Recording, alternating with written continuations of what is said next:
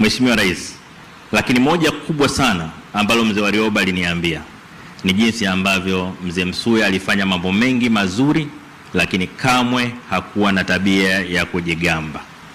Na hili ni moja ambalo pia Mheshimiwa Rais tumejifunza kutoka kwako. Kwa mambo ambayo umeyafanya kwa miaka hii 5 katika nchi yetu, ungekuwa na tabia za watu wanaojigamba, nadhani nchi ingekuwa ngumu sana hii. Lakini tabia yako na tabia ya mzee Msuya zinafanana. Ni wito wangu kwa vijana na wananchi wengine wa Tanzania, kila mmoja wetu kuona wajibu mkubwa ambao kila mmoja anao kwa taifa letu, na kila mtu kufanya kila kilicho ndani ya uwezo wake kuitumikia nchi yake bila kujali sifa anazopata. Chama cha Mapinduzi tutauenzi na kuuthamini mchango mkubwa wa marehemu Cleopa David Msuya, na daima tutafuata yale aliyoyaelekeza. Mheshimiwa Rais, baada ya kuyasema hayo, nawashukuruni sana.